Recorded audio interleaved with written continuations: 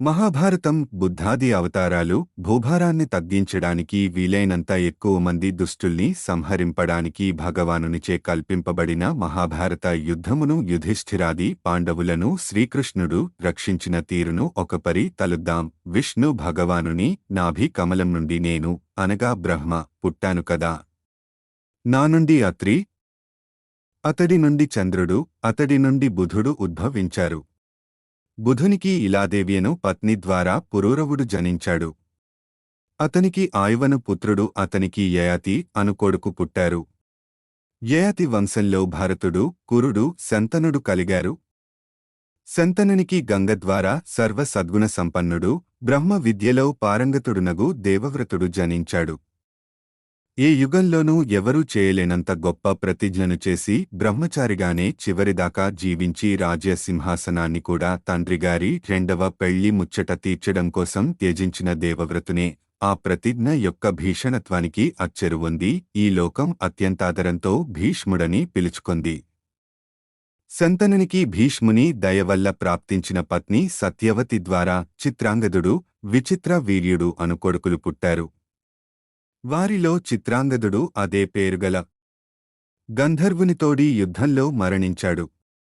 విచిత్ర వీర్యుని కోసం భీష్ముడు కాశీరాజపుత్రికలైన అంబికను అంబాలికను తెచ్చి అతనికిచ్చి వివాహం చేశాడు.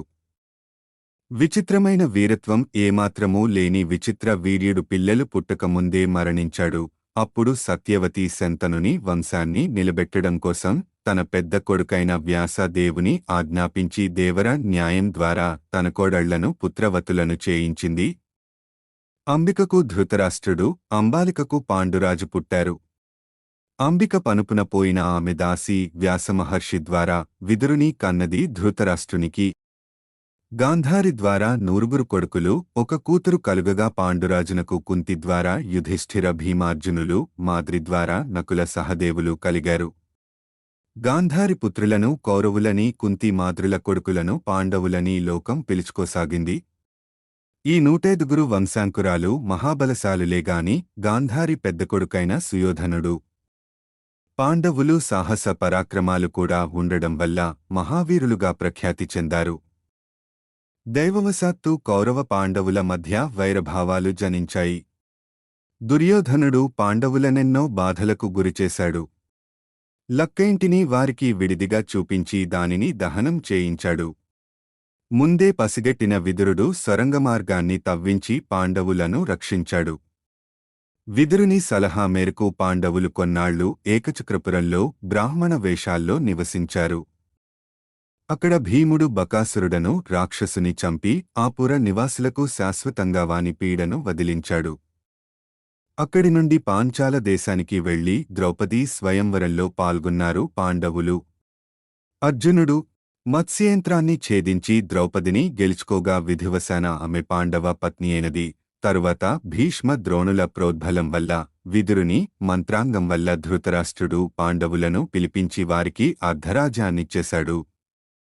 వారు ఇంద్రప్రస్థమనే గొప్ప సుందరమైన రాజధానిని కట్టుకొని ఒక అద్భుతమైన సభామండపాన్ని కూడా నిర్మింపజేసుకుని రాజసూయ యజ్ఞాన్ని కూడా దిగ్విజయంగా నెరవేర్చారు. వాసుదేవుని అనుమతితోనే అర్జునుడు ద్వారకాపురికి పోయి కృష్ణ సోదరి సుభద్రను పెండ్లాడాడు. అగ్నిదేవునికి ఖాండవ వనదహనంలో సహాయపడి నందిఘోషమను దివ్యరథాన్ని, ముల్లోకాలలో శ్రేష్ఠత్వమైనదిగా పేరుగాంచిన గాంధీవమను ధనుస్సును, అవినాశములైన బాణములను, అభేద్య దివ్య కవచాన్ని ఆయన నుండి అర్జునుడు పొందాడు. రాజసూయ సందర్భంగా దేశాంతరాలలో దిగ్విజయయాత్రను చేసి అసంఖ్యాకములుగా యుద్ధాలను చేసి అనేకులైన రాజులనోడించి వారి నుండి కప్పములుగా గొన్న కొండలంతేశ్రత్నరాశులను అర్జునుడు తన అన్న యుధిష్ఠిరునకు, ధర్మరాజుకి సమర్పించాడు. పాండవుల మొత్తం శ్రీని అపహరించడానికి శకుని ధర్మరాజుని ద్యూతక్రీడకు ఆహ్వానించి దుర్యోధనుని ప్రతినిధిగా తాను పాచికలు వేసి మాయచేసి గెలిచాడు. తత్ఫలితంగా పాండవులు ద్రౌపదితో సహా 12 ఏళ్లు వనవాసము, 1 ఏడు అజ్ఞాతవాసము చేయవలసి వచ్చింది. కుంజరేధము దోమకుత్తుక జొచ్చినట్లు పాండవులు విరాటరాజు కొలువులో పనిచేసి అజ్ఞాతవాస నియమాన్ని పూర్తిచేశారు. అజ్ఞాతవాస కాలంలో పాండవులలో ఏ ఒక్కరూ బయటపడిపోయినా మరల వారందరూ 12 వనవాసము 1 అజ్ఞాతవాసము చేయాలనే నియమం పెట్టారు.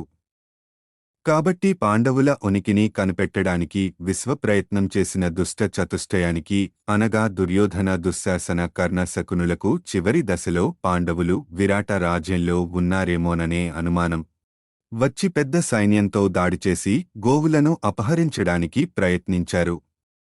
అర్జునుడు వచ్చి అవక్రవిక్రమ ప్రతాపాన్ని మెరిపించి మొత్తం కౌరవసేనను చిత్తుచిత్తుగా ఓడించాడు. కర్ణుడు పడిపోయాడు. దుర్యోధనుడు మూర్ఛపోయాడు. తెలివివచ్చి సంతోషించబోయిన దుర్యోధనునికి అజ్ఞాతవాసకాలం నాటికి ముందలి రోజే సమాప్తమైపోయిందని చావు కబురు చల్లగా చెప్పి వెనుకకు మరలించుకుపోయారు గురువులు. జూదపు నియమాలను దిగ్విజయంగా పాటించారు.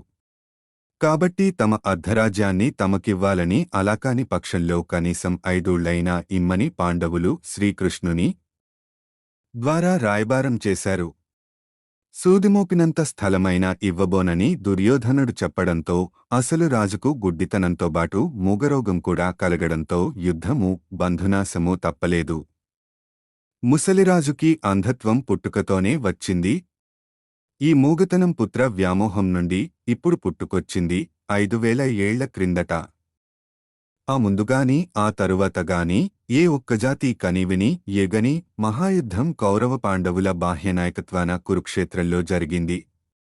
పాండవుల తరపున 7 అక్షోహిణుల సైన్యము, కౌరవుల వైపున 11 అక్షోహిణుల సైన్యము ఈ మహాసంగ్రామంలో పాల్గొన్నారు. ధృష్టద్యుమ్నుని శిఖండి అని గరుడ పురాణంలో ఉంది. పాండవులు భీష్ముని కౌరవులు తమ తమ సర్వ సైన్యాధ్యక్షులుగా ఎన్నుకున్నారు. పాండవ సేనాపతి యుద్ధం ముగిసేదాకా ఆ పదవిలోనే ఉన్నాడు. కాని కౌరవ సేనాపతులు మారవలసి వచ్చింది. ఈ క్రింది పేరా గరుడ పురాణానికే ప్రత్యేకం.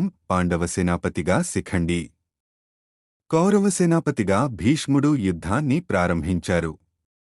2 సేనల మధ్య అస్త్రశస్త్రాలతో బ్రహ్మాండమైన యుద్ధం భయంకరంగా 10 రోజులపాటు జరిగింది. 10వ రోజు శిఖండి అర్జునుడు ప్రయోగించిన వందలాది బాణాలు తన తనువును భేదించడంతో భీష్ముడు నేలకొరిగాడు. స్వచ్ఛంద మరణాన్ని వరంగా పొందిన భీష్ముడు హస్తినాపురానికి సమర్థమైన స్థిరమైన పాలన వచ్చేదాకా మరణించదలుచుకోలేదు. సూర్యుడు ఉత్తరాయణ పుణ్యకాలంలోకి వచ్చేదాకా అలాగే అంపశయ్యపై ఉండి యుద్ధాగ్ని ఆరగానే అప్పటికి మిగిలిన ధర్మరాజుకి విష్ణు సహస్రంతో సహా సర్వధర్మ సంబంధిత విభిన్న ఉపదేశాలనిచ్చి పితృంతర్పణలిచ్చి శ్రీకృష్ణ భగవానుని తదేకంగా తిలకిస్తూ ప్రాణం విడిచాడు. ఆయనకు నిర్మలాత్ములకు లభించే పరమానంద పదమైన మోక్షం లభించింది. తరువాత కౌరవ సైన్యాధ్యక్ష పదవిపై ద్రోణాచార్యుడాసీనుడైనాడు. ఆయన పాండవ సేనాపతి అయిన ధృష్టద్యుమ్నునితో తలపడ్డాడు. వీరి సేనల మధ్య భయంకరమైన యుద్ధం 5 రోజులపాటు సాగింది. కౌరవుల పక్షాన పోరాటం చేస్తున్న వందల కొలది రాజులు అర్జునుని బాణాగ్నిలో భస్మమైపోయారు. అశ్వత్థామ మూతి చెందాడనే అసత్యపు వార్త విని హతాశుడై ద్రోణాచార్యుడు మరణించాడు. ఆయనను ధృష్టద్యుమ్నుడు చంపినట్టు ఇక్కడ చెప్పబడలేదు. తరువాత కర్ణుడు కౌరవ సేనాపతిగా 2 రోజులు ప్రచండంగా యుద్ధాన్ని కొనసాగించాడు. కాని అతడు మహావీరుడైన అర్జునుని నిశితాస్త్రాల దెబ్బకు నేలకొరిగాడు. అప్పుడు సేనాపతిగా నియుక్తుడైన శల్యుడు అపరాహానికి ముందే ధర్మరాజు తోడి యుద్ధంలో మరణించాడు. కాలాంతకుని వలె కాలసర్పం వలె క్రోధంతో బుసలు కొడుతూ యమదండము వంటి గదను తిప్పుతూ భీమునిపైకి పోయిన దుర్యోధనుడు తన అధర్మమే భీముని రూపంలో తననోడించగా నేలకొరిగాడు. యతో ధర్మస్థతో జయః అనే సూక్తికి నిలువెత్తు ఆదర్శంగా ఉదాహరణగా భారత యుద్ధం చరిత్రలో నిలిచి ఉంది. యుద్ధం ముగిసిపోయినా హత్యాకాండ ఆగలేదు. ద్రోణపుత్రుడైన అశ్వత్థామ అర్ధరాత్రి వేళ పాండవ శిబిరంపై దాడిచేసి తన తండ్రి వధను స్మరిస్తూ ఎందరో పాండవ వీరులను సంహరించాడు. అలా చంపబడిన వారిలో ధృష్టద్యుమ్నుడు, ద్రౌపది పుత్రులైన పంచపాండవులు ఉన్నారు. అర్జునుడు అశ్వత్థామను వెంబడించిపోయి అతనిని నిలువరించి యుద్ధంలో ఓడించి ఐషకమను పేరు గల అస్త్రంతో అతని సర్వశక్తులకు అహంకారానికి కారణమైన శిరోమణిని పెకిలించివేశాడు. గురుపుత్రుడని బ్రాహ్మణుడని అశ్వత్థామను అర్జునుడు చంపలేదు. ధర్మరాజు అత్యంత శోక సంతప్తలైన స్త్రీలనందరినీ ఓదార్చి తాను పవిత్రక స్నానమాచరించి దేవతలకు పితృజనులకు తర్పణాలిచ్చాడు. తరువాత రాజ్యాభిషిక్తుడై ప్రజాశ్రేయస్సు కోసం అశ్వమేధయాగాన్ని చేసి విష్ణువును పూజించాడు. బ్రాహ్మణులను దక్షిణాదులతో తృప్తిపరచాడు. ఈలోగా శ్రీకృష్ణుడు అవతారాన్ని చాలించాడు. ఆ వార్తను వినగానే ధర్మరాజు అభిమన్యుపుత్రునికి రాజ్యాభిషిక్తుని చేసి తన సోదరులతో పత్నితో సహా విష్ణు సహస్రనామాన్ని జపిస్తూ స్వర్గం వైపు సాగిపోయాడు. మహాభారత యుద్ధంలో అసురశక్తులు 90% నశించినా ఇంకనూ కొందరు దానవులు మిగిలిపోయారు. వారు శరవేగంతో అభివృద్ధి చెందడాన్ని గమనించి శ్రీమహావిష్ణువే బుద్ధుడే అవతరించి వారిని సమ్మోహితులను చేసి వారిలోని దానవత్వాన్ని రూపుమాపి ఉత్తమ మానవులనుగా తీర్చిదిద్దాడు. అధర్మం ప్రస్తుతానికి అదుపులో ఉంది. అది గాడి తప్పి విజృంభిస్తుంది. అప్పుడు శ్రీమహావిష్ణువు సంభల గ్రామంలో కల్కినామంతో అవతరిస్తాడు.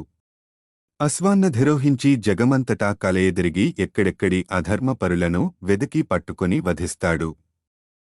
రుద్రదేవ అధర్మాన్ని అంతమొందించడానికి, సత్వగుణ ప్రధాన దేవతల శక్తులను పెంచడానికి, పొడమిపై పెచ్చరిల్లు అశాంతిని త్రుంచడానికి శ్రీమన్నారాయణుడేదో ఒక రూపంలో దిగి వస్తూనే ఉంటాడు. లోకుల ఆరోగ్య రక్షణ కోసం పాల సముద్రంలో అమృత భాండాన్ని పట్టుకుని ధన్వంతరిగా అవతరించిన ఆయనే విశ్వామిత్ర పుత్రుడైన సుశ్రుతుడను మహాత్మునికి ఆయుర్వేదాన్ని స్వయంగా ఉపదేశించాడు. అధ్యాయం 145.